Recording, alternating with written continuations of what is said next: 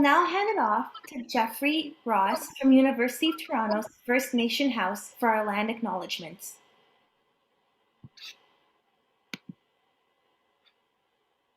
Hi, Ani Bonjour. Thank you for inviting me here. I'll introduce myself and I'll start from there. Like I said, Ani Bonjour. Jange Mayenden, Virginia Kaswa, Pashishika, Bergeron, Udujiba, Toronto, Udujiba, Bakadana Shnabe, Ojibwe, and so what I said was, my name is Strong.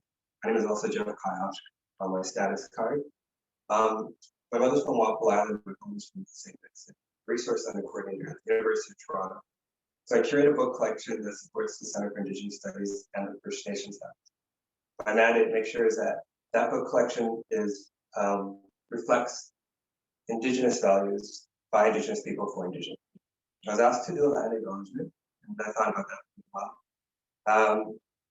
I thought about like standard U of T acknowledgements, the history, and I also thought about the deeper meaning of that land acknowledgement. I've been asked to do a lot about the land acknowledgements for place services in the organization.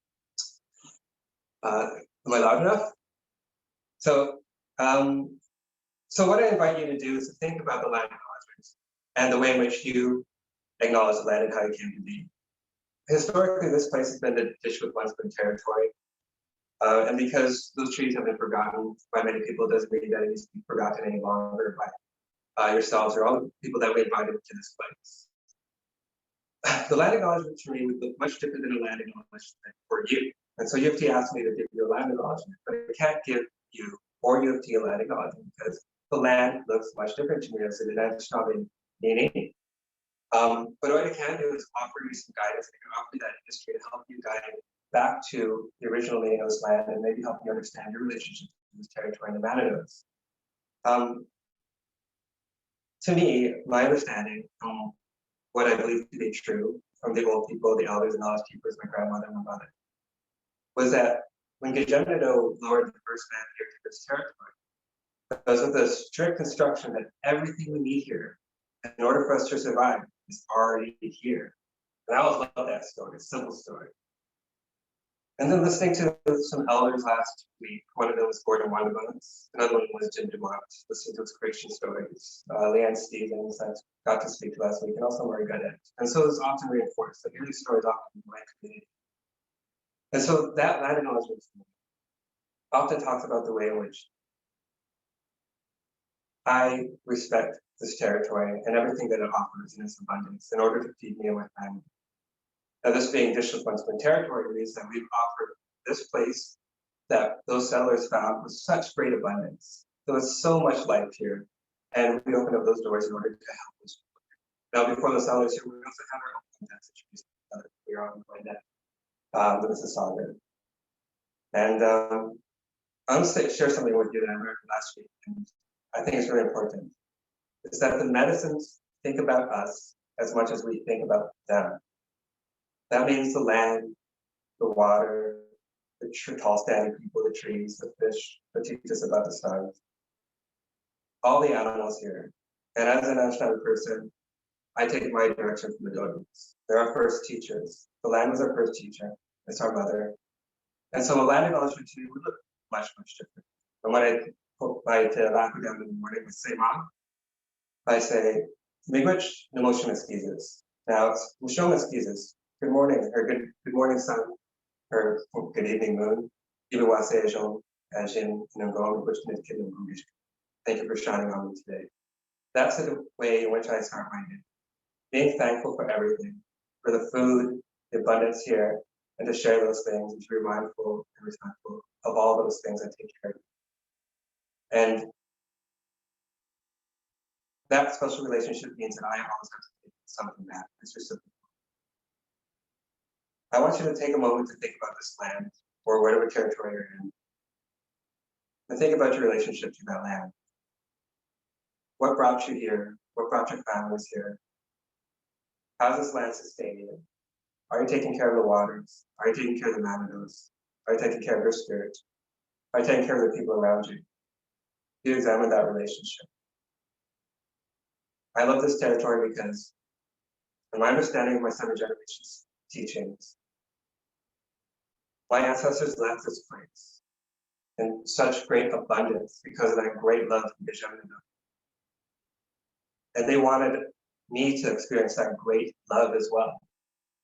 And I want my descendants to experience the great love, the abundance of resources here so that they can thrive as well. I want to see all generations do well. So I want to cultivate that relationship. And it's imperative now more than ever that we do start cultivating that relationship. And people are asking for that land acknowledgement. So it signals to me that people want to start that relationship again. I asked my friend, Kayla Sutherland, to open up with a song. So we started in a good way. We listened to each other in a good way. So I want to say Miigwech, thank you for inviting me here. But Kayla, sing a song for us. Mama Fi.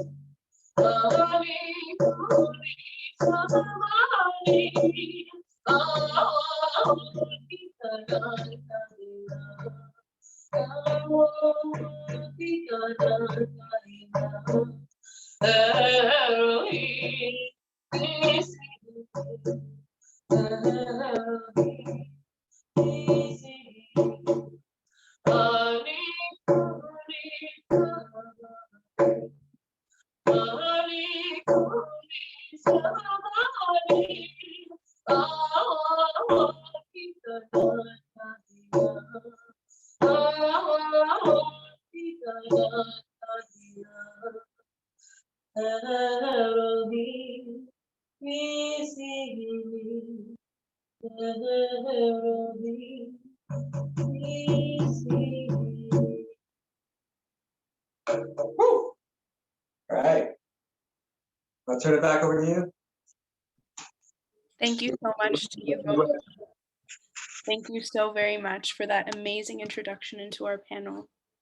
We really, really appreciate both of you being here and sharing your knowledge with us. So thank you very much.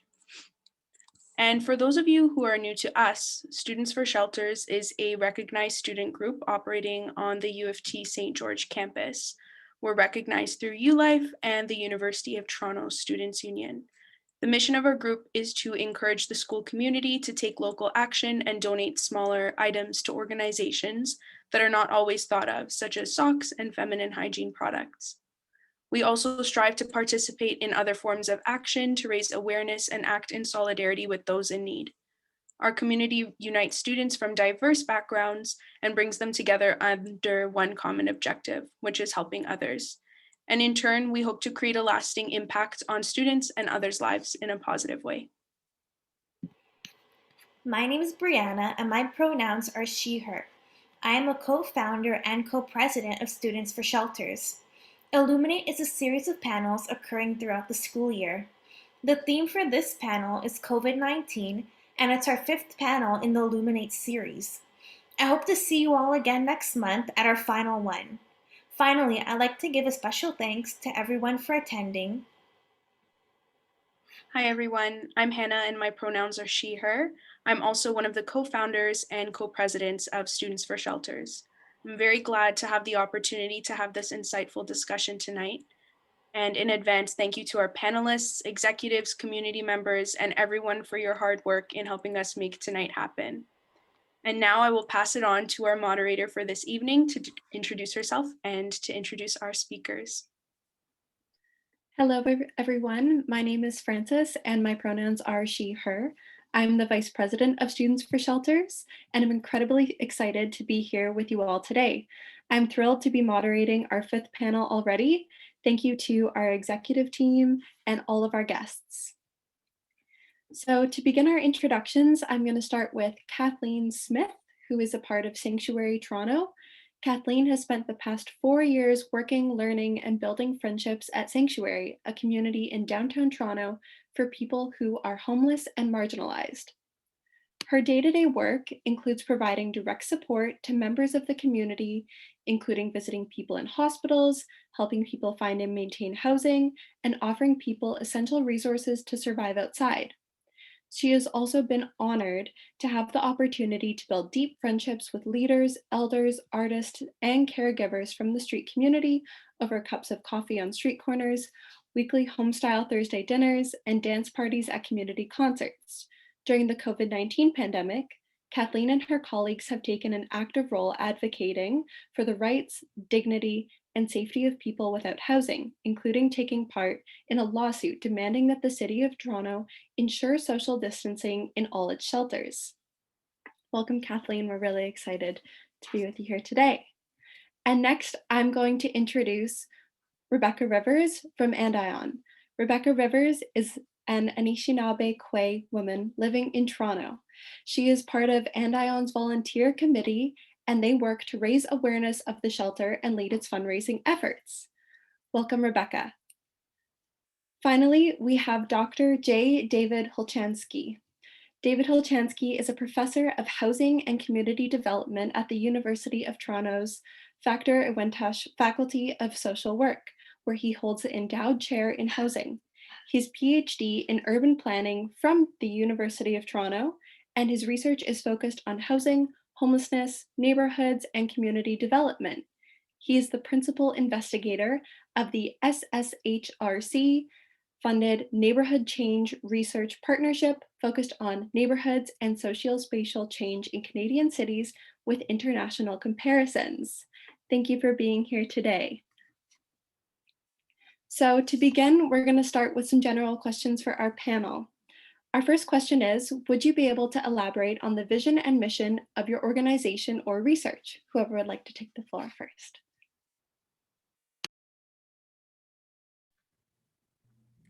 I can, sorry, Rebecca, you go ahead. Okay. Hello, everyone. Kwekwe, Anin, Bojo, Rebecca Rivers, Indishnakas, Kitigan Zibi, Anishinaabe, and Dojaba, Makwa and Dodam, Anishinaabe Kwe and Dao. I like to introduce myself in my traditional language. And what I said to you is, hello, my name is Rebecca Rivers. I am Bear Clan, and my family is from Kitigan Zibi. It's an Anishinaabe community in Quebec, just north of Ottawa. I am an urban Indigenous person, and I currently live in this city, but I grew up off reserve. So really important for me to introduce myself in a good way. I would also like to say Chimigwech, Jeff, for opening us up in a good way. And to your friend, Haley or Kayla, I didn't catch it all the way, but miigwech to you for your gift of song. So important to start our meetings off that way. So I am here with all of you, and I am representing Anduhyaun. Anduhyaun is a shelter serving Indigenous women. It's actually the oldest shelter serving Indigenous women in the country. So our original mission started in the late 60s. We are Kayla Miigwech. Late 60s, it was a hostel had started to support Indigenous women because there was a need. Indigenous women and girls were disproportionately affected by violence and human trafficking. So it was a coordinated effort between the Ministry of Indigenous Affairs and the YMCA. And so it began as a hostel, and there was a group of Indigenous women that saw this and thought, we should lead this and support our own people. And we heard Jeff say this earlier, it's the importance of Indigenous people supporting Indigenous people, community-led efforts to support that community. So by the early 70s, that came to fruition, and Anduhyaun was born, and the hostel then turned into a shelter. And it is still led by Indigenous women with, a phenomenal group of allies as well. But yeah, that mission still stands today, and we are working hard and navigating this pandemic, as we all are. So that's a little bit about Anduhyaun Miigwech. Thank you so much, Rebecca. And just for a quick follow-up on that, what does working in this field look like? Working in this field, I've heard this a few times and it really resonated with me. And I think it can apply to all social work. Our work is relational, it's not transactional. It's founded on relationships, and that can be applied to every level of the work that we do, every layer, in terms of, whoever you're working with. Our work at Anduhyaun is working with Indigenous women and their children. So they are at the center of everything we do. And our approach and our work with them is individual, right? It's based on that person, and it's building those relationships with them so that you can build a circle of support around them to guide them and help them through, difficult times, and building that support, to ensure that you're looking after their physical, spiritual, emotional, and mental health. And so, that's what we do at the shelter. And yeah, that's what it looks like. It's relational. It's built on relationships. Yeah. Thank you. Kathleen, would you like to go next? And please elaborate on the mission and vision of your organization. For sure, thank you. And I would like to say miigwech to Jeff and Kayla. Thank you so much to both of you for sharing with us. And also to Rebecca, that's for a wonderful introduction to the good work that they do. So I work at Sanctuary, and we describe ourselves as becoming a healthy, welcoming community in which people who are poor and excluded are particularly valued. So in practice, that often looks like providing a lot of material needs and providing services, but we're quite picky about the fact that we aren't a service provider, we're a community. And that's a really important distinction for us. It's very easy to replicate the power imbalances that exist in society on a service provider model, because if you're offering something to someone, you actually are in a position of power over them. And so we try where possible to break down some of those barriers and to engage people person to person and engage people in relationships. So in practice, that means we do what we can to offer as many leadership roles as possible and make space for people to take up leadership space. For our folks who are homeless or living in poverty or otherwise marginalized. And it also means that people who are on staff try as much as possible not to approach their relationships with people as a worker to a client, but as sincere friendships. So we do offer healthcare, we have a clinic, we also provide meals, we do outreach work, reaching out to people primarily in the downtown east side, but we'll go a little farther afield as needed. And we have community and creative therapeutic arts programming. So there's lots of programs, but all of that comes out of a place of identifying the fact that there are people who we care about, whose essential needs aren't being met. And so stepping into that the same way that any of us would if we looked around our communities and saw that our neighbors were suffering and our neighbors had unmet needs. But the most fun part of my job is when I get the chance to just spend time with people and to build relationships. And when you talk about what does this work look like, I would say it's a real privilege.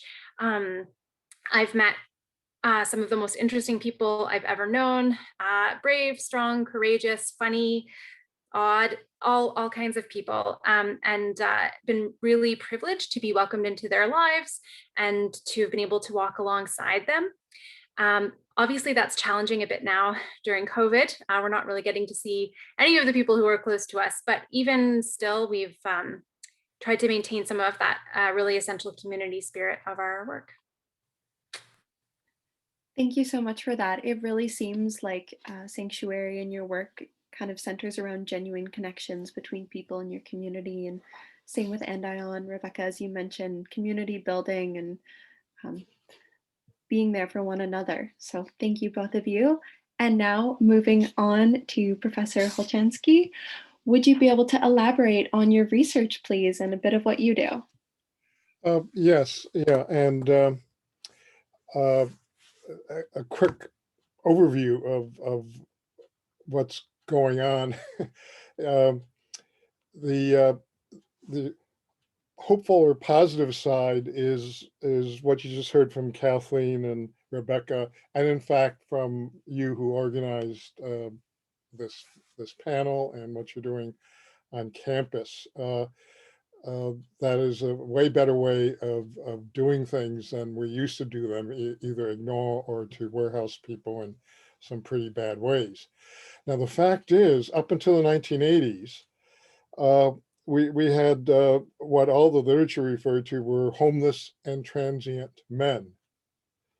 They were mainly men, and they were homeless, that meaning not affiliated with a family home, if you think about going back that far. And they were housed because the downtown east side that was just mentioned was full of inexpensive rooming houses and flop houses and inexpensive rentals that don't exist anymore. Nothing's inexpensive in Toronto, as you all know, in terms of even halfway decent housing, right? So it was in the 1980s and 1990s that all this changed, and as did so many things in our economy and the world and all that. So when I was a student studying housing, homelessness only came up in a small way. There was a small number of, as I said, homeless and transient men generally. And starting in the 1980s, then we have all these reports that you could read that describe what's going on today. So here, a very wealthy country starts having what we call mass homelessness. So tonight there'll be about 6,000 people using our shelter systems, and some are pretty good services, and then others are not. Others are sort of warehousing people. With COVID, okay, there's some hotels that are available, and sometimes they are managed and done properly, and other times not. We're just learning more and more about all that, and we can talk a bit more about that. But so over the years, we go from not having mass homelessness to having what we see in the streets. Um, and indeed, this course is on homelessness. I teach one of them in the Faculty of Social Work. There were no such things 40 years ago. So basically, I think that's just a little introduction there and a little bit of a history there of many of us, as I say, at my age, not studying or doing research on homelessness, was a niche little thing with a little population, right, to a major serious problem that continues in not only one of the wealthiest countries in the world, Canada, but think about it, the wealthiest country in the history of the world, the 10, 20 wealthiest nations right now, in general, on average, but only in general on average, people have it as good as anybody in history. But then we drill down, it's on a racialized basis, on a gender basis, and all the various layers of discrimination that go on, leading to the fact that we have unhoused people, right? Literally unhoused people, as opposed to people in very poor housing who are not affiliated with a family unit, which is a thing of the 50s, right? So I hope that's a bit of a helpful introduction, and we can take things from there. Yeah, that was awesome. Thank you. It is definitely interesting to consider how the idea of homelessness has developed over the years, as you were explaining some of the history on homelessness in Toronto, even. So we're going to move on now to some questions regarding homelessness and housing. And this is a bit more of a general question, so anybody who wants to answer, please feel free. What measures has the city taken, if any, for the homeless population throughout the pandemic? What is it that you've observed? And if you have any thoughts on that as well, please be free to elaborate. I'll speak briefly. I suspect that both David and Rebecca will have some thoughts on this. But I would say that in general, homelessness was an emergency in Toronto before the pandemic. The numbers were so high, the conditions that people were living in and the ways that people were trying to survive, it wasn't acceptable, and it was preventable. And the cost of the crisis had already been death for many people. In my community alone, in Sanctuary in 2019, we lost around 20 people connected to our community. And that was repeated elsewhere throughout the city. But it has not been treated as an emergency by the city in terms of their approach. There have been some gradual measures, there have been studies, there have been discussion. But if a tornado hits your city, you don't take gradual measures, you don't take a long time with new studies when a lot of the sort of appropriate responses are already known. And that has been repeated now in COVID-19. COVID-19 has been a huge crisis for people on the street in so many different ways. Lots of the resources that folks normally rely on have had to close or gone digital, which isn't accessible for many people. Panhandling as a really important source of supplemental income has disappeared. And then there have, of course, been the outbreaks in the shelters. And while the city has taken some steps, the shelter hotels have been referred to.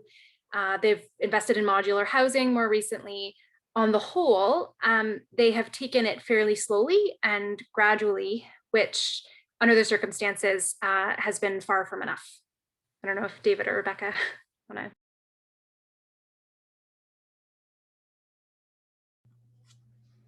No, I agree with you, Kathleen. There's always, so much more work that can be done for us at Anduhyaun.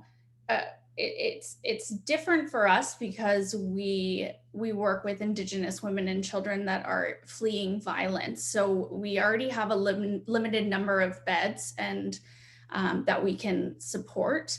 For me, the biggest thing is, when we look at the city and municipal governments, and actually any level of government for that matter, it's they need to be in consultation and be in consultation to know what those supports look like. And that's where you're going to find that real impact, because these blanket health and safety measures that are just supposed to, this like one size fits all approach, it doesn't work. And we're seeing that. And, it's been a year of this. So there's been, plenty of time to have those conversations, and people are ready to have the conversations. I think, those levels of government need to start working with their heart. I think they work so much with their minds, and it's the heart work. And we see that in social work. It's heart work that we do. So yeah, I think, the city just needs to be in consultation and working with the different communities and figuring out, getting a better understanding of what is happening out there, where is the need, and then they can determine what the support looks like. Yeah, and I'll add, building on that, we know what to do, right? People who are homeless need housing, adequate, secure housing, income support. Some of them need support services, addictions, whatever. And one problem even with the term homelessness is how all kinds of things are tossed into that category. So women fleeing domestic violence are women fleeing domestic violence, right? And they're fleeing their home, right, for safety reasons. That's a whole different story from other people, right? And we welcome and brag and feel good about welcoming immigrants and refugees. Now, immigrants often come with lots because there's a point system, but refugees come with nothing. And so we get some support for a limited amount of time from the federal government, and then good luck, basically. It's the thing is that we had when I referred to the pre-1980s, we had about 900 shelter beds, Fred Victor Mission, Salvation Army, and a couple municipal ones being added at that time. Then there were 1,000 or 2,000 people using shelters, and 3, 4. Now, as I said, it's over 6,000 tonight using shelter beds. There's no reason for that. And then we get hit by COVID. Remember, we got hit by SARS. I now lose track of time. Was it a decade ago? Yeah, and the best place to spread COVID or SARS is in congregate settings. We know that. So it doesn't have to exist. In our comparator nations in, say, Western Europe and Northern Europe, they don't have what we have here. They're not perfect, and they have their problems, but they don't have the kind of homelessness that we have. England does. England, the United States, Australia, Canada have a whole bunch of things in common, and including this mass homelessness. So I was happy on January 12, a press release, federal government invests nearly 40 million of additional funding to respond to needs of those experiencing or at risk of homelessness during COVID-19. Good news, right? And in preparation for now, I was looking at some of these things again, and then I noticed it's not new money. They announced a one-time COVID extra amount of money to go to municipal governments for some of the homeless services that are being provided right now. And about $230 million. And this 40 million is part of that simply being re-announced, right? So I naively thought, and that's what they wanted me to think, I think. They're doing even more, but they're not, okay? And that's the problem. So the city could be doing more. We have among the lowest property taxes in the region and in the province, and some of the wealthiest, highest priced housing around. The city could do more. The province could do a lot more in the federal government, and there's simply not. So that's the big picture there, that we're doing very little, and we could be doing it. We used to do way better. We were building about 20,000 social housing units a year in the 1960s, 70s, and 80s. We stopped that. The federal government stopped it in the 1990s. When we were building social housing, there were 4,000 new social housing units every year in the city of Toronto alone. 4,000. So we're not going to get 1,000 even of shelter, supportive housing or something in 1 year. You hear 100 here, 100 there. They have various announcements now of some new housing and supportive housing, but they're talking 50 units, 100 units, 200 units, and it's going to take a year or two to happen. So there isn't much good news in terms of addressing what in perspective is a small problem. Yes, 6,000 people in a shelter, about 40,000 in the country, and then a big number out on the street or in the field, wherever, right? But out of a country of 37, 38 million people, that's nothing, right? And we can afford to do something, and we're not.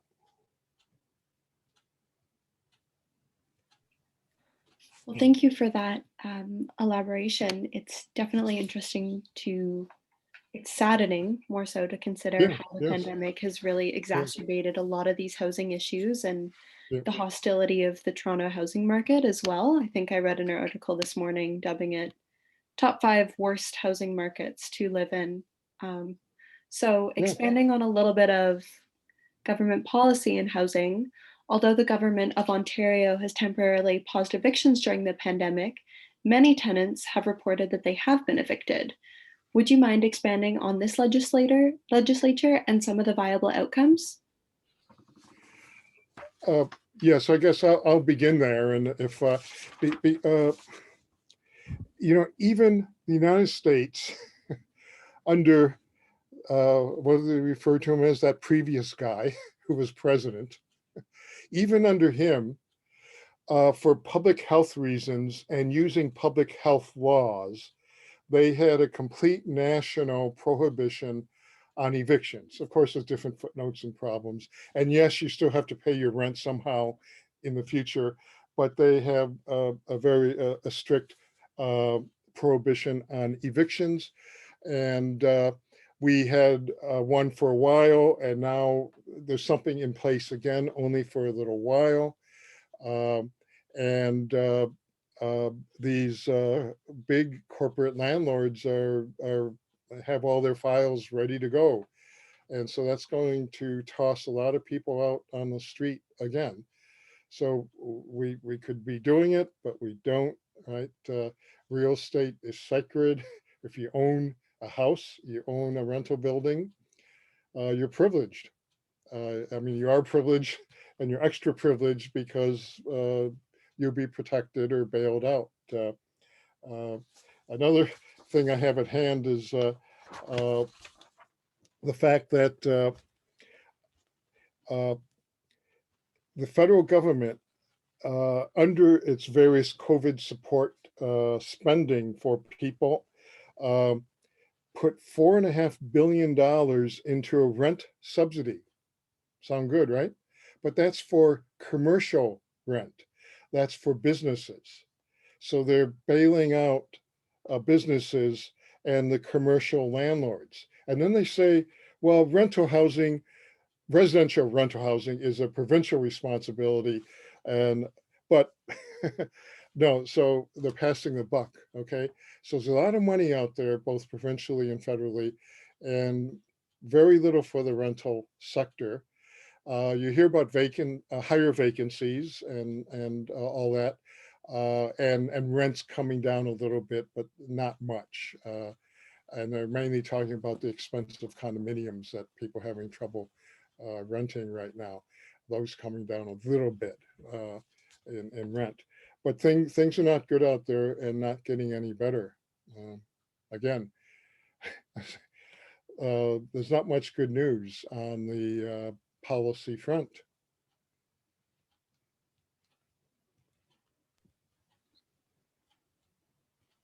I had no idea that a lot of those policies were directed towards commercial industries in downtown Toronto. So that's definitely something interesting to consider. Would anyone else like to add on, or? It's and I don't want to just it's a depressing topic because it is upsetting. There's lots of work to be done, and I think about it in a First Nations context. We have, don't quote me on the number, but 60 water boil advisories that still exist in our First Nation communities across the country. And, that's, a lack of funding from the federal government that leads to inadequate housing. And what happens is, First Nations people leave their communities in hopes of, something a little bit better. They end up in the city where there's even less support, because not only do they not have, the housing and food, shelter, like those basic supports, they lose the cultural supports. They lose that connection to their language, to their ceremonies. And so that's really the work that we do at Anduhyaun, is to support those women and children with culturally intelligent programming to, often we're reconnecting them with who they are. And, and that can include a variety of different things, but participating in song and drumming and, having, practicing your language, touching and working with our traditional medicines. But, it's a whole vicious cycle. And so, there's just so much work to be done at every level. But that's why it's amazing that there are supports out there and places like Anduhyaun. and Sanctuary. You know, we work with our communities and we do what we can to support them. So it's not to say it's all bad, but you know, we can only do so much. Like at some point you need the support from your governments. And yeah, what happens is they're not in consultation, so that support doesn't exist because they don't understand what the need is. And you know, they're not on the ground. They're not in the trenches, so to speak. So they don't, it's kind of like out of sight, out of mind. I'm not sure. And I'm not saying like all government is bad, you know, like there are great people out there, but overall there's a lot of work to be done. Yeah, and I think one thing that came up when we were talking about supports for housing that was really hard for us to see during the pandemic. I was really glad when they came out with CERB and the CRB, these income support measures. Obviously, people really needed them, and I think that was a great initiative. But it was pretty hard for a lot of the folks that I work with to see that the government had decided that you need about $2,000 a month to afford sort of a decent quality of life. Because in Ontario, there's two different forms of income support, what we would think of as welfare. There's Ontario Works, which is if in theory you could be working, but for some reason you're not. And then there's Ontario Disability Support Payment, which is for people who are categorized as being having a disability that precludes them from working. Those categories are a little problematic, but that's how it works. The most that you could get on ODSP as a single person, and ODSP is a bit more generous with its benefits, is $825 a month, which includes rent, food, everything. That's what you get. And OW, Ontario Works, is much less. And so it's hard. I mean, I could talk for a long time about how hard it is to survive on those amounts. And then to see the government set this much higher threshold for people who had been employed prior to the pandemic was really hard to see. And I think it reflects a bit of what Rebecca was talking about, a real lack of understanding of the realities and lived experiences of people who are homeless and living in poverty. Thank you for that, Kathleen. And now I kind of want to ask you another question that is also about housing, but in the form of encampment sites. In December of 2020, Sanctuary released a statement about encampment eviction victims. Despite the city claiming that there are places for these housing insecure people to go, they are often kicked out of the only forms of shelter available. So how can the community stand up for these victims? And do you have an opinion about the effectiveness of encampment sites or any other comments? So I think that, so I will say that living in a park is not ideal for anyone. Of course not. That's not going to be, you know, the number one recommendation that I have for people. But during COVID-19, many shelters have had to respond to really different circumstances, especially some of the shelters downtown where there's high number of occupancy rates already, bunk beds, beds close together, simply because they want to be able to give people shelter, right? That's their mission. It's what they care deeply about. But during COVID-19, obviously that becomes a risky proposition. Particularly given that a lot of people who are homeless or street involved have chronic health conditions that make them a much higher risk of developing COVID more seriously. So if you're looking at that, the risk of contracting COVID, an encampment certainly looks like a better option. And that's been borne out in terms of the number of outbreaks that have happened in city shelters. I don't have the exact number now, but there have been many so far. There is a growing one in our neighborhood at the moment. Whereas we are aware, and this isn't apples to apples data comparison, but we're aware of fewer than 5 cases of people contracting COVID while staying in encampments. So there's that piece as well. One of the other challenges is that David alluded to this, and Rebecca as well. Our shelters serve a really diverse population. You have people who are refugees in some cases, people who are new to Canada and are sort of struggling to get established and don't have the resources to get established. There are women fleeing domestic violence, people who are become unhoused for a very short period of time, who maybe lose their housing, but then have family or other resources to fall back on fairly quickly. And then other people who don't necessarily have that. And many people who are homeless in Toronto have histories of trauma with institutions.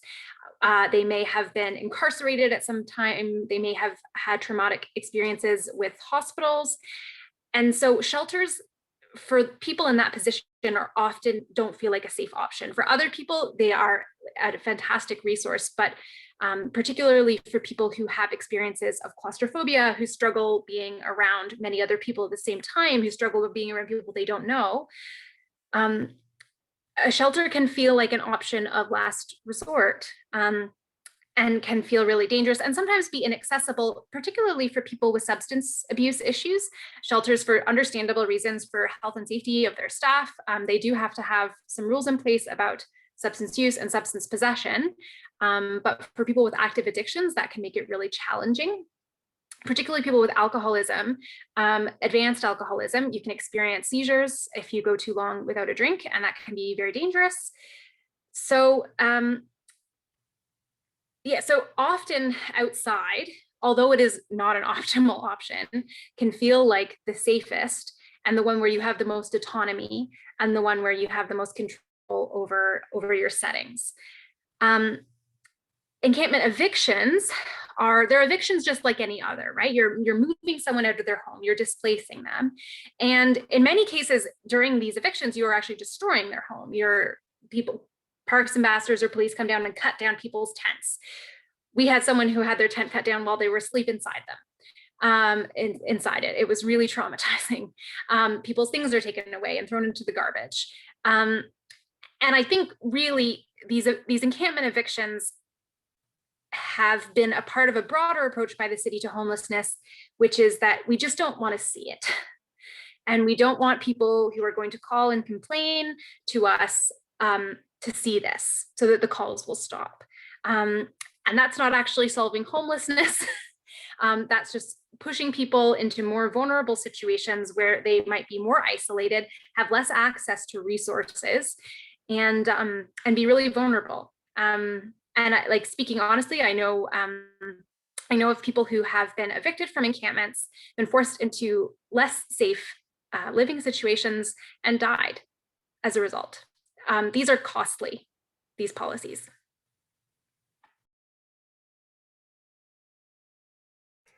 A key point there out of many is we, but the we is the mayor and others, don't want to see this. Okay, so the safest place to be if you don't have housing and you can't get into one of our better shelters and support systems is you do your best, and it will be outdoors probably and whatever. But the safest zone is to be in a park, in a semi or in a public space, because there's more eyes on it. For women and really for anyone, the safety, there's more safety there than in a hidden place, right? So it just makes no sense to go around tearing down or removing some shelters that are pretty good, frankly. And I don't for a moment say that that's the best option. Nope. I said it before. We always need some shelters for emergency situations. People should only be in them for a limited amount of time, and you move on. We don't do that though, okay? And so here we have a population with no private space of their own. Remember, we who are lucky to have an apartment or a house have our own private space to go to. That's very important, right? So we have people who don't have private space in this wealthy nation. And then what? We don't want them in public space either. So where do they go? Right? And this observation has been around for 20 years. It's used in court cases in the United States and Canada and all that, when the city wants to evict people from a public space. And you tell the judge, well, okay, they have no private space and they don't belong in that public space. And they certainly don't belong in some corporation's private lobby or something either, right, Judge? Well, what are you going to do, right? Yeah. No, so I want to add, though, that let's not get depressed by the real bad news that's out there, right? Let's not cover anything up and pretend there's great news or something. No, but the good news is that we do have a lot of very good shelters and support services, way better than in the past. Okay, and some housing is being provided, and some supportive housing is being provided. And with the start of COVID, a positive thing that the federal government did was to come up with they call it the Rapid Housing Initiative. This was 6 months ago or so. It's a $1 billion, 3,000 units, and they will be true social housing, true supportive housing, true social housing, none of this funny definition of affordability or anything. The sad thing is it's only 3,000 units for the whole country, right? I told you before, Toronto was getting 3,000 to 4,000 social housing units every year when we were building social housing, okay? So the other good news is that, okay, Students for Shelters exists, right? And there are people who are online and all that who care about these issues and are doing what they can do. And one thing we all have to do is to learn more from each other, okay? So I'm learning from you, Rebecca and Kathleen, more, because I'm not down on the ground. And we're sharing with each other. So that's good news. Right? My last point is, how does social change come about? How's that? That's a big question. I hate to be asked, but there's 3 steps. You have to advocate. So that means you have to know what you're talking about and you advocate for change, right? And then you mobilize. So having a panel, this is partly advocating, but you took another step. You're not mobilizing in some big public way, but bringing some people together to have this discussion. That's happening here. But those don't count. All experienced social change agents will tell you, unless you organize. And there's a whole bunch of different organizations focused on different aspects of the problem, because homelessness is not one problem, right? There's the racism and discrimination problem. There's the inequality problem at those big levels, right? But then there's all kinds of specific organizations. And that's the good news too, struggling to improve things. And things are better than 20 years ago in some ways because of all this effort. And the change we see happens in small steps, unfortunately, as opposed to any big step. Okay, so we are making progress in some areas, and we especially know what to do. And if we only have the decision, and it is at the cabinet table, the provincial and federal cabinet, they have the power to allocate some money, and they're not to this, right? But they could. Like I said, that $1 billion for that rapid housing initiative is a very good thing, right? Absolutely. And it's going to help 3,000 people or households, okay? Good, but we can do better than that. My little speech, because I'm the bearer of bad news all the time about inequality and the numbers on homeless people compared to the past, right? Yeah. I definitely appreciate you reaching for the good in the bad, because yes, there is a negative tone to some of these questions for sure, but you pointing out the fact that there are people who care and want to do better is such an important point. And when you were talking about social change, I was like, I think I need a pen and a paper to get this all down. It's like 1, 2, okay, organization, let's get that going. The worst thing is despair, giving up. Oh, it's so bad, we can't do anything about it, right? So that's why it helps me to hear from a Kathleen and a Rebecca, right? What you're doing, the way you're doing it. No, seriously, right? Yeah. So that we have to help each other not fall into despair. Yeah, that's great. So speaking of people helping each other out, especially during the pandemic, and this question is more so for Sanctuary and Anduhyaun, but of course, Dr. Hulchanski, if you think you can contribute, please do. Because of the cold weather, it seems that shelters are extremely busy. Of course, the pandemic requires physical distancing and countless safety measures. How have Sanctuary and Anduhyaun addressed this conflict?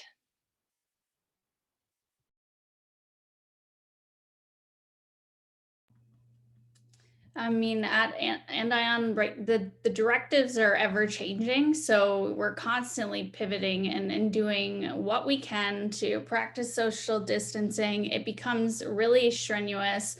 You know, we've had to hire a third party cook to come in and prepare meals because often we would, you know, gather in the kitchen and prepare meals together. It's just, you know, it's a bonding thing. It's, you know, all of that is gone in this, you know, the life of COVID. So, you know, you have more expenditures when you're, you know, having to hire somebody to come in and prepare meals.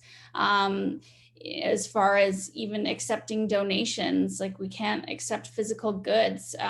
You know, now we can accept, you know, new products, but gently used products, like it becomes too strenuous to have to quarantine that product and then, you know, have our staff go in and sanitize it, or have a third party come in and sanitize it. You're spending money on PPE. And I mean, earlier in the pandemic, it wasn't even accessible. You couldn't get the PPE that you needed.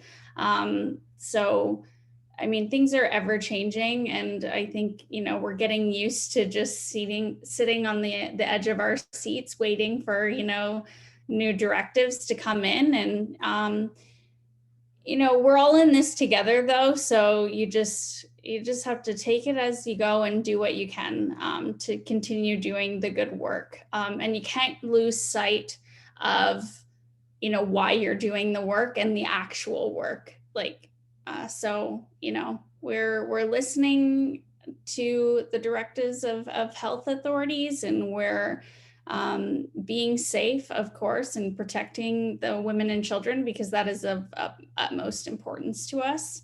But yeah, a lot of implications, but you know, we do what we can, and we are just keeping on. Yeah, I think it's I relate, Rebecca, to you talking about the kitchen, because our kitchen at Sanctuary too is just like a hub for connection and our community meals. We like to serve them family style during ordinary times, so everything's sort of set out on the table, and people have to pass the big platters around, and obviously none of that's kosher right now. So we were fortunate in that we had our healthcare clinic on site, and so they were able to help us a lot in the beginning to be able to stay open, source PPE. We were really fortunate in that regard, but it has changed a lot. We can have now, pre-pandemic, we had up to maybe 200 people down in our eating space on a drop-in night, and now we can have 5 people at a time. We've sort of all spread out, sort of rotated through the night. And so people can still come in and have a shower if they need to. And we have been able to set up a sleeping space, which we haven't had before. So that's been nice for people to be able to have some rest. But again, 5 people at a time in that space, and everything else gets served. Our meals are all served outside, which has lots of complications with it too. We've had to source takeout containers, which get pretty expensive after a while. And I've had to invest in some really warm socks for nights outside spent handing out food. So definitely some big changes. I will say though, I was thinking about sort of some of the more hopeful stuff that we were trying to bring into this, because I think it is important. And one of my biggest sources ongoing of hope and sort of reminders of why this work is so critical are the people that I work with. They are by definition survivors of so many things. And now during COVID are facing just really extraordinary challenges on top of the extraordinary challenges they were already facing. And I'm not going to pretend that things have been like sunshine and lollipops. Like, no, people are having a hard time, but just there's incredible resilience in the community, on the street. And just really remarkable compassion, and people doing amazing creative things to survive and to take care of each other. I've seen people, we've been able to give out some tents thanks to some donations. I've seen people give up their tent to someone else who they thought needed it more because they knew that, and then they knew that they would be sleeping outside exposed to the elements that night.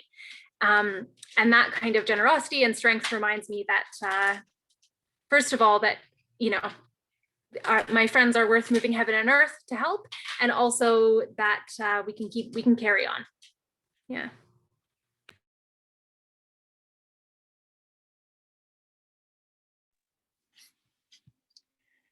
The impact on community gathering is definitely sounds like a struggle for a lot of the shelters around Toronto, and especially if it's something you prioritize, right? So I just wanted to ask if you would mind elaborating on the impact COVID has had on the ability for communities that your organization supports to come together and support one another during this time, such as street outreach, art programs, community meals, and other things. I can start on a positive note. You know, this idea of a digital divide does exist, and so technology does become a challenge if you don't have proper internet access. But the one good thing that has come out of COVID is that, you know, there's so much knowledge that's being shared, and for us, we're able to connect with, we see our elders and our knowledge keepers that are sharing their teachings and giving us the gift of song and giving us the gift of prayer. And it's their reach is so, it's expanded so much. They can touch so many different people, you know, especially in Toronto, in an urban setting, you don't necessarily have elders and knowledge keepers all around you, right? You're not living in community and surrounded by those people. So through COVID and our reliance on technology, it's been really incredible to see really amazing, you know, at the shelter. It's been amazing for the women and children that we walk alongside and support. Just that access to that knowledge has been really amazing. So one of the silver linings of, you know, this pandemic. Yeah, I think that the technology divide, I think, speaks to the majority of the challenges that we've had in terms of maintaining community during the pandemic. There were those sort of blessed few months in the summer where numbers were a bit better and it was nice outside. We have some community arts programming at Sanctuary, so we were able to run a little bit of art in the park, and that was really meaningful for people. And we saw a lot of people this year participate who hadn't participated in the past, who were coming because they were seeking out that community, seeking out those opportunities to build relationships. So there were some real gifts out of that. And one of the gifts that we've been really blessed to experience is that we needed really a ton more people in order to manage our drop-ins when this started, because of the sanitation protocols, and because we had to, previously it was mostly volunteers from the street community who would prepare our meals. We had food handlers supervising, but we had to have sort of much stricter expectations of people coming in and out and coming in on time than we did before. So we decided to hire about 20 people from our community, people who had the capacity to do that, because we were going to be asking more of them. So we felt like it was only fair that they were sort of properly employed. And that's been a really amazing opportunity to build deeper community with those people. And there's one person who joined our cleaning crew who is a senior, and we were a bit nervous about having her come out for COVID, but she told us, I wouldn't want to be anywhere else. I'm so glad that instead of being locked in my apartment, I'm helping people. So that's been really a really great opportunity that's come with this. That's so wonderful to hear about people helping each other out whenever they can. And it gives us a little bit of that hope that we need, especially when having conversations like this. So now I'm going to flip the switch on the conversation topic a little bit. And I actually have a question for Rebecca. So as Anduhyaun is an organization that strives to support Indigenous women and children? How has the pandemic disproportionately impacted Indigenous women and children?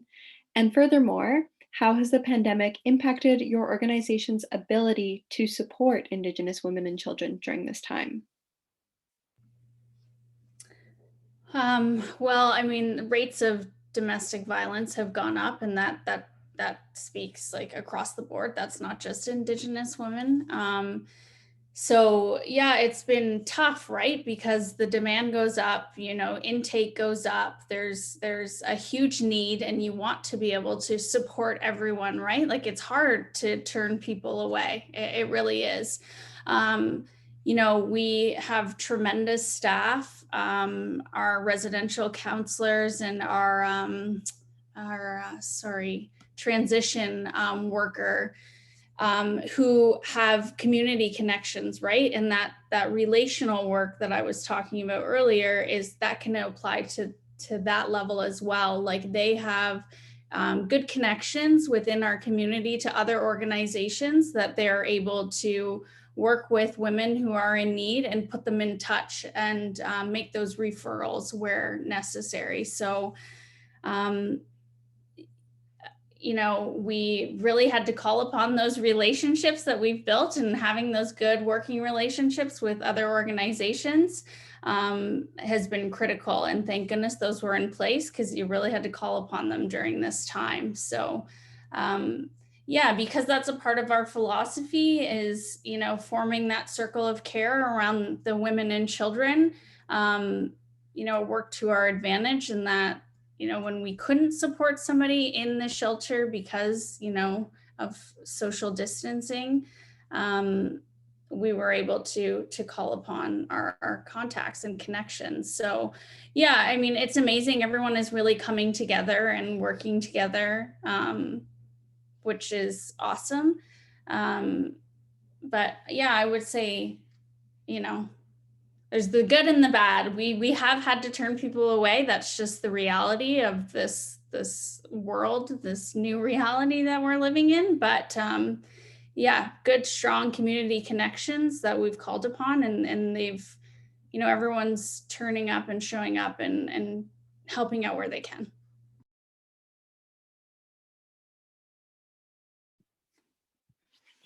That is awesome to hear that you are getting those supports when asking for them. And so, speaking of kind of a circle of support, I wanted to ask a little bit about how you inform your culturally competent care, because your organization places an emphasis on culturally appropriate care for violence against Indigenous women. So, what do you do to provide that care? Do you collaborate with Indigenous peoples to educate and plan strategies? Do you integrate the principles of UNDRIP, or do you mind elaborating, please?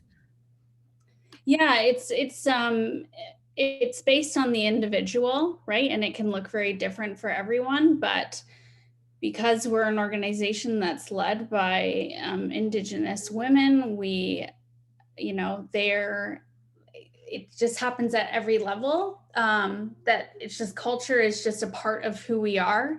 You know, we have an elder in residence, Grandmother Isabel, who works with the women and children, and our counselors offer one-to-one support, depending, and it's very different, right? If it's a First Nations, Inuit, or Métis woman, like we'll call upon our community supports.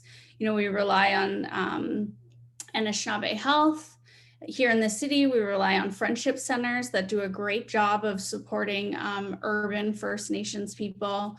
You can look to the Métis Nation of Ontario.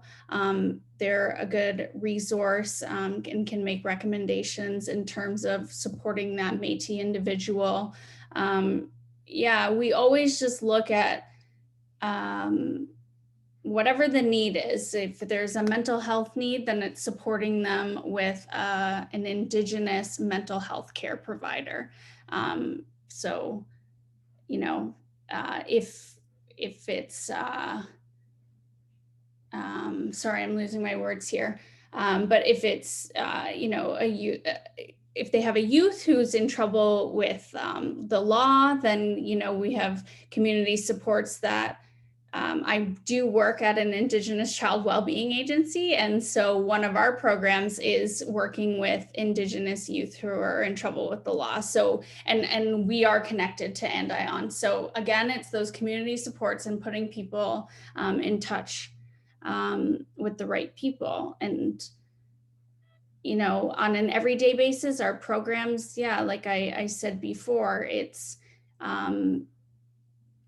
getting women and children to be a part of ceremony if they so choose, and you know, practicing with the medicine, understanding, having elders and knowledge keepers come in to share those teachings and teaching them about, you know, our ways of knowing and being.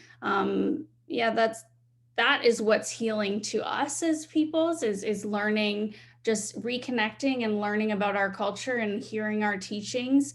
And yeah, that's what gets us through. So yeah, it's looks very different. It's just an individualized approach. We really work with the women and their children to figure out what their need is and what they're comfortable with, right? Because that's the other thing. Not all people are ready to take that step and reconnect with their culture or have those like cultural connections. So you never want to force anything upon anyone. Yeah, our residential counselors are at the shelter 24/7, and they do a great job of listening and having those one-to-ones and working with the women. That is awesome. It seems like it is dependent on appropriate partnerships in every realm of what you're doing at the shelter, and making sure that whether it's an advisor or, like you said, a counselor, all of that stuff, to make sure that they have an excellent level of knowledge and that they approach it with what somebody is comfortable with, which is awesome. So now we're going to move on a little bit to the impacts of the pandemic on marginalized populations. So the pandemic has coincided with a rise in substance abuse. What resources can the city provide to counter this? I think I'd like to start a little bit by challenging the narrative here just a little bit. You're correct. It certainly has. And I think what's important to remember is that it's increased substance use for everyone who uses substance to begin with. So everybody's drinking more alcohol. If they drank alcohol to begin with, marijuana is legal. People are smoking more pot. If they did already or consuming cannabis. Oftentimes, substance use at street level gets looked at very differently from substance use that happens in middle-class suburbs. And in many ways, the impulses for substance use are the same no matter who you are. Fun and recreation in some cases, and in other cases, especially when you get into substance use disorders, it's response to trauma, it's self-medication for often undiagnosed mental health or other health problems. So I would say, and one of the major ways that we've seen this during the pandemic at street level is a rise in opioid overdoses, a steep rise in opioid overdoses, and unfortunately more that have been fatal. And that's partly because there have been so many calls, so there's delays in calls taking place. Also because people are more likely to be isolated and using alone. That's one of the most sort of dangerous positions that you can be in. And so, and there's also been some issues with particularly toxic supply on the street. So it's been a lot of factors combining to make things very dangerous for people. So treatment for opioid dependence is long and very difficult. And for somebody who is using opiates partly to cope with stress and pain and trauma, you need to address the underlying issues, and that's not going to happen until you're in a stable situation, or at least it's going to be extremely challenging, if not impossible, to address those issues and challenges that you're facing while you're dealing with the stress of living on the street or going sort of shelter to shelter, sometimes in a street, sometimes in a shelter, or even couch surfing. So what we need, I think, is better investment in harm reduction. So there's been some good initiatives at the provincial level.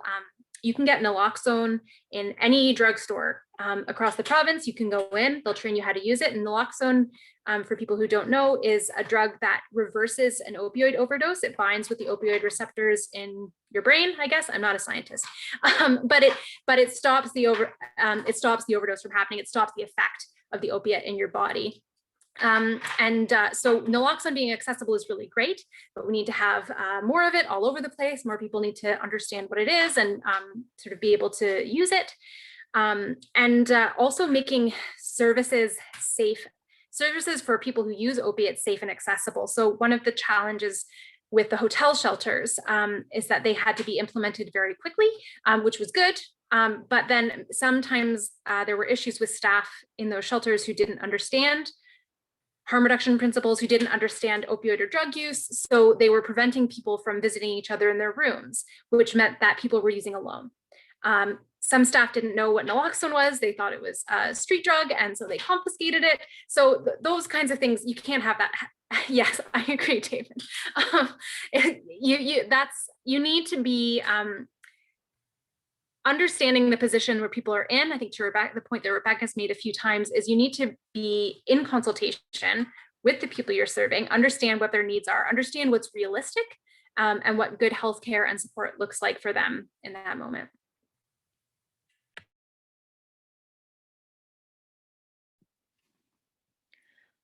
That was really great, Kathleen. Thank you. And I would like to also thank you for pointing out maybe my own misconception about substance use in certain populations when it is just very common. So I think it's yeah, absolutely. It's good to realize that it is not just a marginalized community, it's impacting everybody throughout the pandemic. So moving on a little bit, I wanted to ask about some of the challenges Canada's homeless population has faced during COVID, which includes elevated risk of infection if they're living in a communal setting, and lack of access to essential resources and healthcare, and a decline in overall physical and mental health. What can the city do to help alleviate the stress on the homeless community in the form of resources, regulations, laws, all that stuff?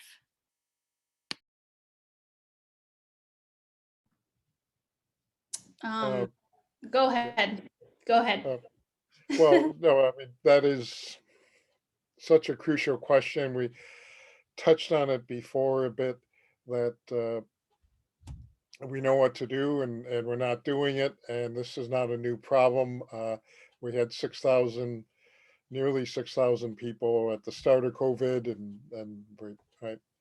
Um, so I'm sorry, I keep saying we know what to do, and we do in the different categories. We need supportive housing, we need regular housing, and then various support services and all that.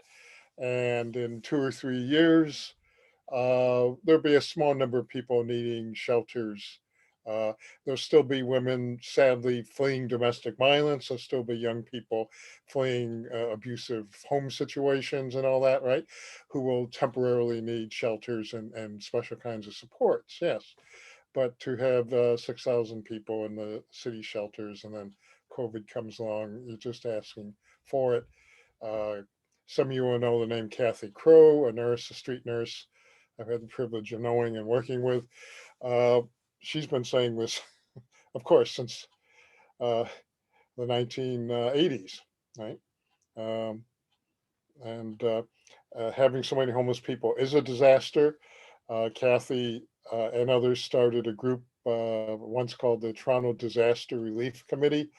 And we named it that because first we wanted to be a committee that would go away, but that whenever there was a disaster, an ice storm, an earthquake, a flood or something, people are left homeless, we rush in, right, to rehouse them. But we don't do that for our contemporary unhoused homeless people.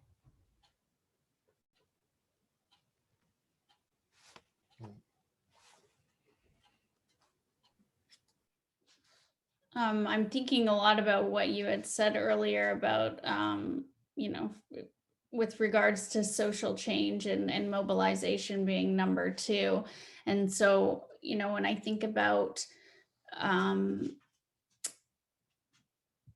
urban Indigenous people who are homeless and who are in shelters and run into, like, their exposure to health issues rises, right? Their exposure to infection and disease, and that increases.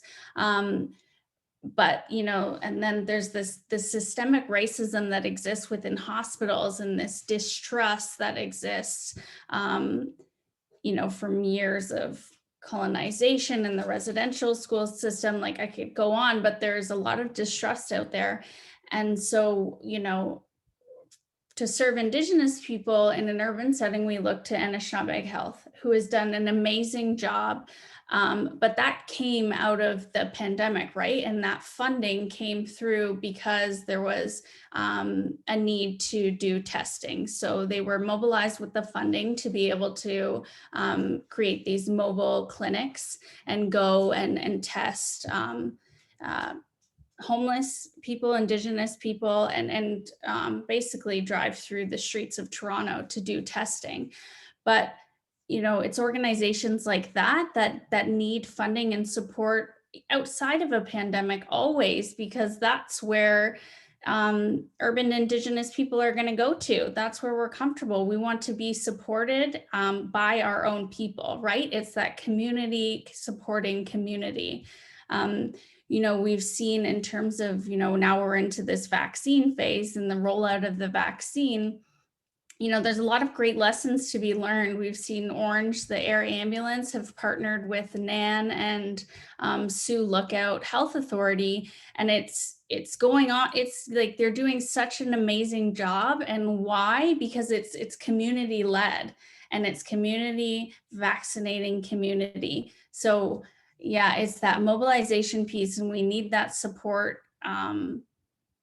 Like, all those social services need the support always, and it can't come just because we're in a time of crisis.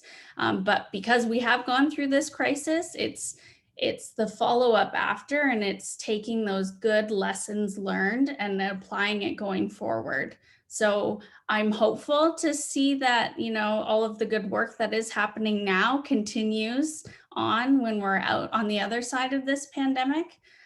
So that's what I'll be looking to in the future.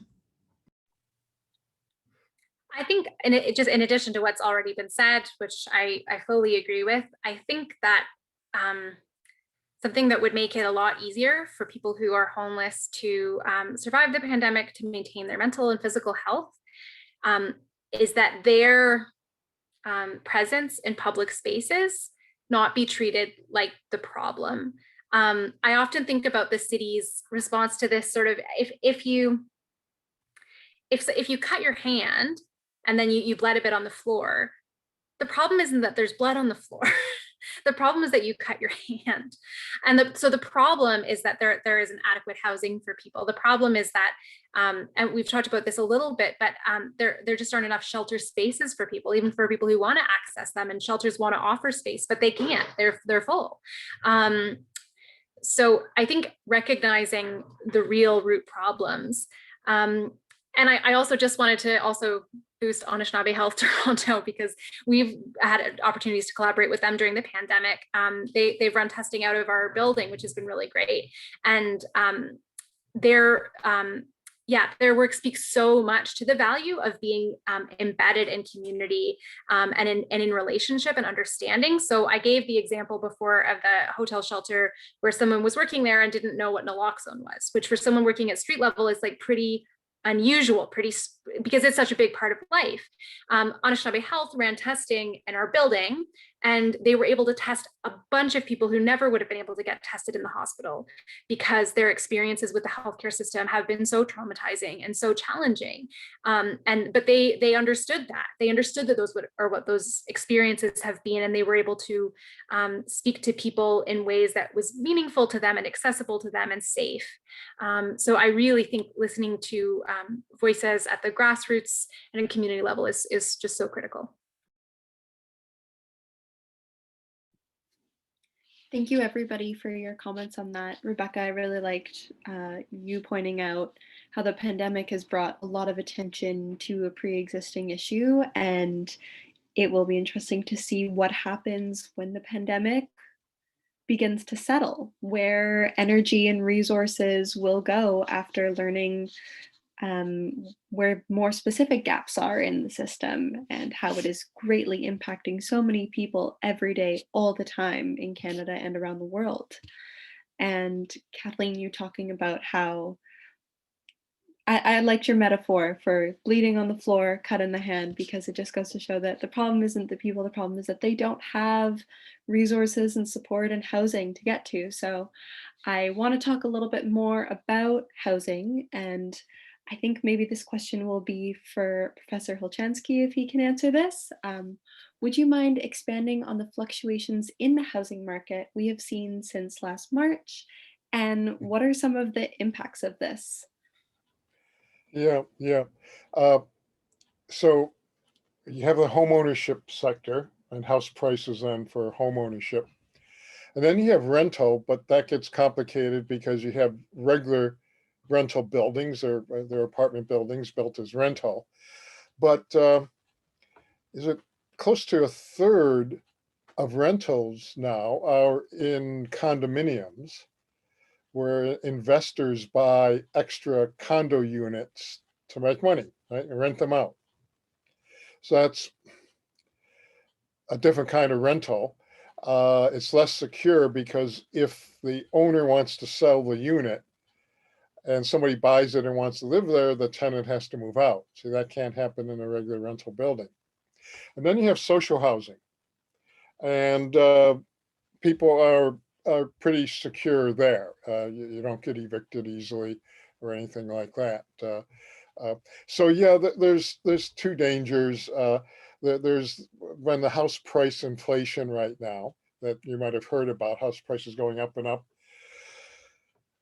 That's sort of crazy, and we are Canada has some of the highest household debt in the world, way higher than England, way higher than the United States. Uh, and it's been that way for 15 years, and it's getting worse. Is there a bit of a house of cards? Well, we don't know, right? But it just doesn't seem sustainable. The Bank of Canada and CMHC, they're all worried about foreclosures, defaults by owners. When an owner defaults, they lose their housing. They have to go find a place to rent or they're homeless.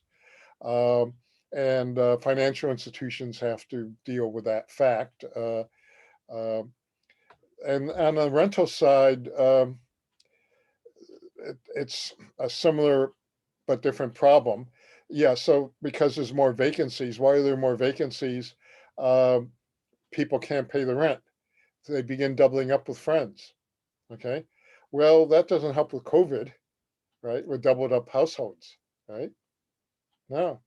And then unless it's a permanent arrangement, uh, it's temporary. And your friend could get tired of you doubling up with them, and you could then be homeless then, right? Because you technically are homeless. You don't have your own home, but fortunately somebody's letting you couch surf or whatever. So there's a lot of that going on. So we have to see how that falls out. So that's why it's a good question. On the ownership side, crazy things can happen that affect all of us, the financial system. Likewise, on the rental side, things happen, bad things to people not able to pay the rent and all that. And then landlords not able then to pay their mortgages. And some of them bought the properties probably at too high a price. That's why they're after the tenants. And if tenants can't pay, they can't pay the mortgage. That's part of the financial crisis. So it's too early to speak of any gloom and doom, but there's a lot to worry about. And experts are really worried. Yes, no, they are more expert than me. They are worried about those things in the rental sector or the mortgage system and all that. Yeah. I think you make a really good point about how it's such a dynamic situation. And earlier Yeah. you had mentioned like macro, micro levels and the confluence of all those factors and how it's getting so complicated that, especially for housing, it's beyond a lot of the general public's control. I personally had no idea that Canadians were in some of the worst house debt of Yeah. developed nations, I should 'Cause say, maybe.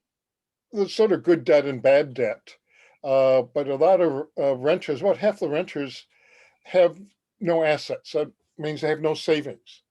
And many are in debt, and it's bad debt because we credit card debt, expensive debt, or those payday loans, right? There's that segment, right? But if you're well off and your job is secure and you're in debt or whatever, well, not much to worry about there. It's people without secure jobs. And remember, a whole lot of people, like in the airline business, thought they had great jobs, right? And they're being laid off, of course. So time will tell. You're absolutely right. Time will tell, and hopefully we'll see positive things coming as time does as well. So thank We you for hope so. that. And thank you, everybody. I do want to move forwards a little bit because we are running out of time. It's been going by so quickly. So I just wanted to bring up a couple community member questions, actually, that we had people submit before the panel.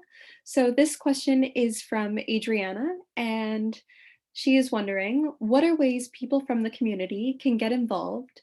And since COVID, has there been more support from the community or has it become harder?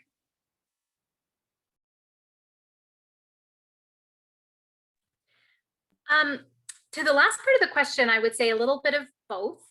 So partly, one of the big changes that we've seen is that in many ways, homelessness in the city has become much more visible to many more people because of the growth of encampments and larger encampments. There have always been tents here and there in parks, but fairly large scale encampments in public spaces where people can see. So there's been some backlash to that, and that's been tough, and people sort of just not really wanting to see it, or people not understanding, people feeling frightened, and this is new and different and unsettled, but definitely some hostility as well. But then the visibility has also moved a lot of people to compassion, and people have been really shocked to see this many people living outside in what other parts of the world we would call slums, essentially, in their own city, in their city that they know to be prosperous. And so we've been really, our organization has been really fortunate that many people have reached out and wanted to support and offer their support during the pandemic. And it's the only way we really have been able to keep our doors open, because Rebecca alluded to this as well. It's very expensive to operate right now, much more so than usual. And so additional support is really important. And in terms of how to support, I would highly recommend connecting with places that are operating in your neighborhood, in your own community, and seeing if there are ways that you can connect with their work. Lots of places obviously can't accept volunteers right now, but even coming by with donations is good, and building relationships with the people who work there. For me, I came into this work by way of, I'd worked a government job, and then I decided I didn't really like that anymore. So I started doing this, and I learned so much by being in community with people, and it presented lots of opportunities for me to offer support, ones that I just wouldn't have known about or been aware of if I hadn't been so connected. And the other thing I'll just say as an important note, but sort of more housekeeping, ask places what they need, and only bring them that. It can be a big challenge for places. For us, we love when people are generous. We love when people want to support, but most of us have very limited storage capacity. So yeah, just bring what they need. Yeah, everything you said, Kathleen. I am a part of a volunteer committee. So if you have time and you reach out to an organization that really speaks to you and see if they have committees, they're always, I'm sure a lot of organizations have a board of directors. You could sit on a board, keep engaging in good conversation, keep sharing information on your social media, engage with family and friends, challenge your family and friends to start thinking about things. Just continue doing research and educate yourself. What we're doing right now and participating in this is that's huge. So let's celebrate ourselves for coming together for 2 hours this evening to talk about, this important work that is happening and the work that needs to happen. Many different ways. Of course, financial support if you are able to. But yeah, it's just like Kathleen said, reach out to an organization that speaks to you and ask them, because I'm sure they're going to tell you one way or another how you can support them. Yeah, and I don't have anything to add to that. That's excellent. Too many organizations get stuff they don't need, well-meaning people, right? Dropping things off and all that. There are so many organizations, check some of them out. They got websites these days, of course, and then talk to somebody and get involved in something that feels good for you to do. That's it. See, in my case, I don't know the realities down on the ground. Okay, that Kathleen and Rebecca knows. So when Kathy and someone Crow and others said that we need a little organization that looks at what's happening in shelters. So a bunch of I helped start with them the Shelter and Housing Justice Network. It's a network, so it's got doctors there and nurses and activists and especially people who work in the various shelters. So I'm learning about the shelters that I should know more about, and I'm contributing what I can contribute to, helping out that organization. That's a little story of my own. It's one little thing that again, finding a niche where you can contribute and learn and all that. But chase after your local not or local, I mean local, municipal, federal, provincial politicians. Why aren't they doing more?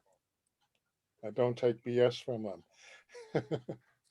Yeah, and I don't know how many of you are living on U of T or on or around U of T campus right now, or if most of you are sort of in your home communities because of COVID. But I would strongly urge you to call your city councilor and tell you and let them know that for you, it is a priority that homeless people be given access to housing, be treated with dignity, speak out against encampment evictions if that moves you. Those calls matter. They get a lot of calls complaining about encampments, but when they start getting calls in support of people who are not housed, it makes a big difference. And I will say it will make a particularly big difference if you do happen to be living downtown. Some of the downtown councilors, I think they need to hear that because then they know their constituents care. So that is a great point, Kathleen. And I have one last question from a community member that touches on that actually. About talking to your city and advocating for people. But really quickly, I just wanted to say that all of you brought up a really great point about talking about what can be done during the pandemic and ways to help out. And that was something that Students for Shelters really struggled with because we used to do physical donations and a lot of us aren't on campus. The university doesn't permit any donations at the moment, and we didn't really have the means to get PPE for shelters at the beginning of the pandemic. So in an odd way, it has brought us here with you. And I can say that I have learned more in this one panel sitting than I probably did about issues of housing and homelessness and poverty last year. So thank you all so much for being here today. And now for our final question of the evening. It is from community member Micah. So they ask, Khalil Savright, a local carpenter, started building tiny shelters in response to the worsening homelessness crisis, but the City of Toronto began to remove these unauthorized shelters. Do you have any insights as to why the city might prioritize a strict bylaw compliance over the safety and housing security of the homeless population? Well, Kathleen, you had the answer that I agreed with, right? Yeah. It's an embarrassment to city politicians who claim they care and are doing this and that and everything, to visibly see, in effect, these are quality shelters. I know about them. I've contributed. I've watched how they're made. They run their fire tests. They have a smoke detector and a fire extinguisher, right? It's through the years, I've seen well-meaning architecture students come up with all kinds of silly things and all that, right? There's nothing silly about this. They save, his shelters save lives, and they're noticeable, right? Sitting in a park, and there are people who don't want to see it. No, Kathleen or Rebecca? Yeah, I think this is, my organization is in a bit of a privileged position in that we don't receive funding from the City of Toronto, which does give us a bit of freedom that many places don't have. And so I'm not going to say that the city is intentionally lying, but they are putting out information about this that is just incorrect. And they have about some other related issues. So one of their big concerns that they're raising is fire safety. To the point that's already been made, these have actually been very rigorously tested for fire safety. Khalil wasn't going into this sort of well-intentioned but naive. He was very rigorous and we talked about this, the importance of consultation with people. He did that work and took that very seriously. There was a fire in a shelter. It's not really conclusive at this point whether or not it was actually arson or it may not have been an accidentally set fire. And when we're talking about safety, recently in one of the hotel shelters, a woman named Sasha was killed in a fire in her hotel shelter. There are also regularly fires from Christmas trees, and those are very problematic. And we don't ban Christmas trees. These shelters are saving lives. Like we've said, it's, of course, if you had a loved one who was on the street, you wouldn't say, oh yeah, this would be such a great option. But if they have no other options, then it's actually quite a good one. I think of people I know of who are seniors, people who have health problems. These are dignified, insulated, private. You have a door you can close. Yeah, and Khalil is doing really wonderful work, and I think has been receiving a lot of support around this, which I'm really grateful for. But and that's one thing I would say in terms of even reaching out to city councilors. Cities and governments have communications departments because they work hard and they want to present their work in the most flattering possible light. And sometimes the information that they have is incomplete, or perhaps maybe doesn't emphasize things that some of us might feel are fairly important. So go in with good information, find good, accurate information so that you can combat some of those narratives, which are not always complete or wholly truthful.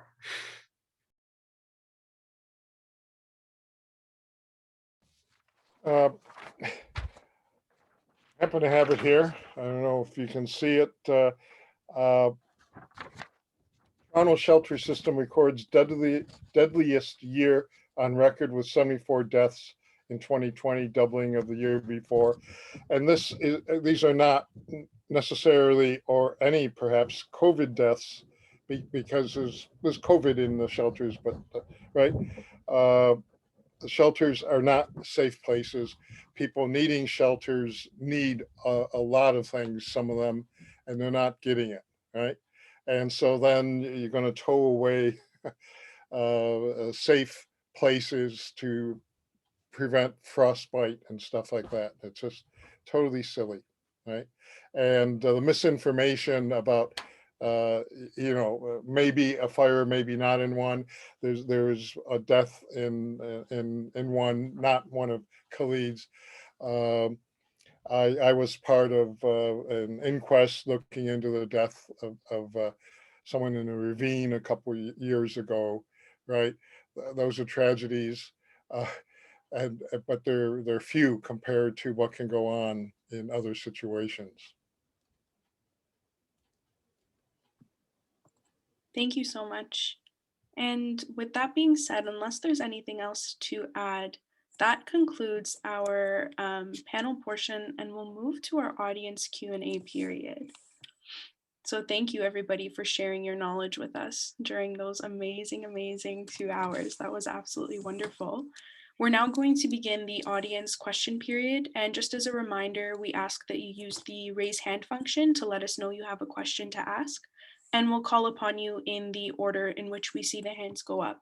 And if you're not comfortable speaking, please feel free to type your question in the chat box and it will be read aloud by one of us. And we know that we are a little bit tight for time and we were not able to get to all the questions.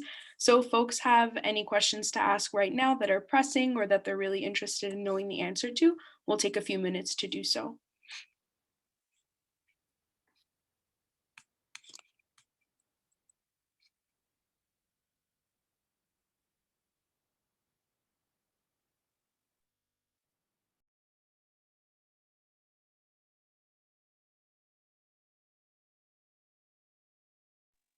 Yes, Professor Visvis, please go ahead.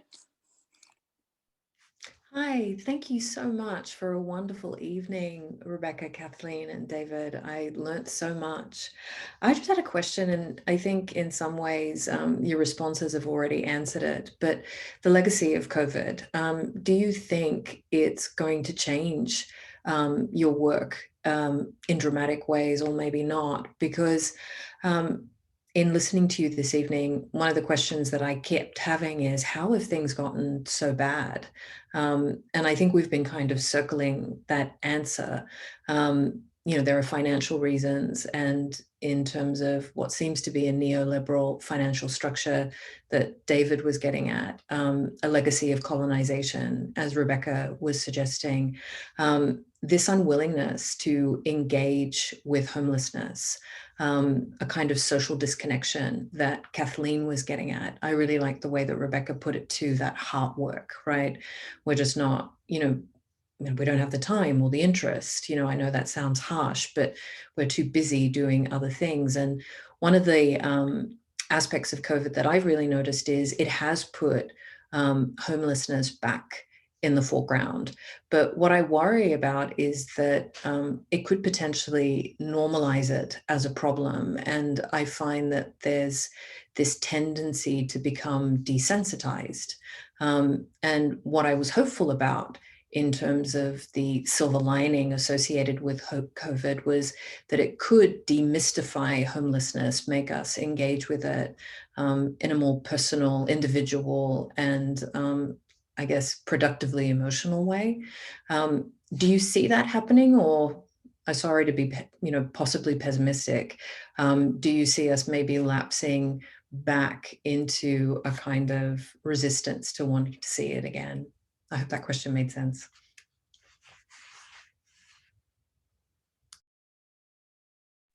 I think there's some reason for optimism. I think especially to what you spoke to in terms of people's emotional response that can possibly inspire that kind of heart work that Rebecca talked about.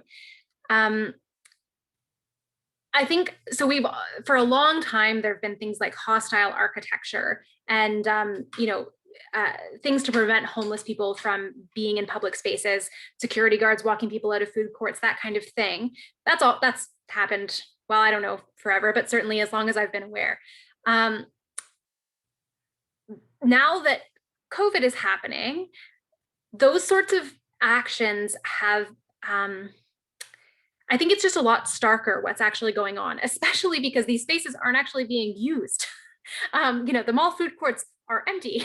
Why couldn't people sit down and warm up and, have a cup of coffee or whatever? And so I think I've certainly spoken to people who are shocked to see that sort of thing is still happening, that hostility to people in public spaces, and have been really moved by that. And then that's sort of been an entree for them to start seeing the ways that this was really happening all along, just in ways that were less visible to people. We've had people sometimes driving by. We live in a neighborhood that has sort of really rapidly gentrified, or sort of not live, our location is in a neighborhood that's really rapidly gentrified in the past few years. So we're surrounded by these big luxury condos. People have driven by during the pandemic, seen the number of people outside for food, and handed us cash out the window of their cars. That said, I can't believe this is happening in our city. I want to help. So there are some reasons for optimism, I think. I think, yeah, I agree. There is reasons for optimism. I think this pandemic has taught us that, how interconnected we really are to one another, to Mother Earth, to our land. Like, we are all so connected.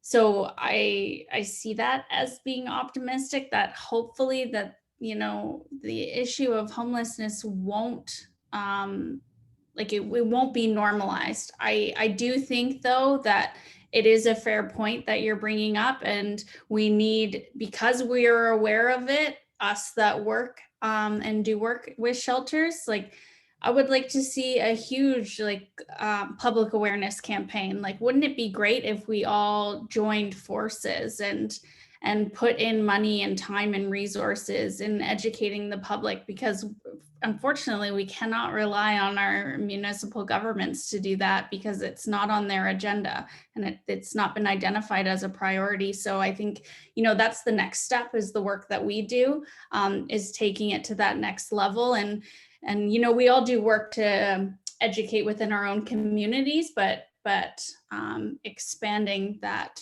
reach, and I think that involves us working together.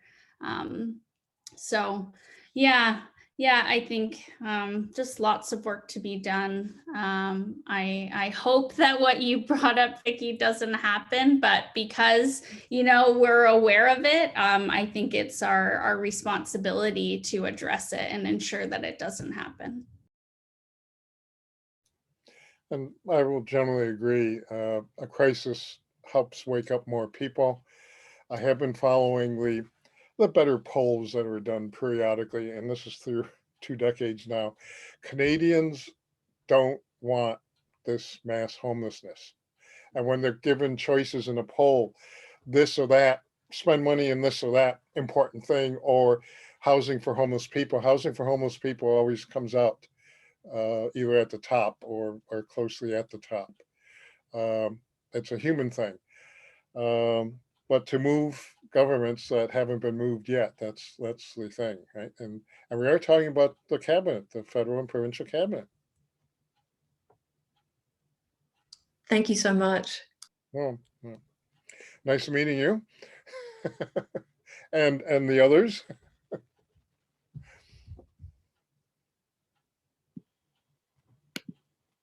So, as we conclude tonight's event, we want to give a huge shout out to our executive team.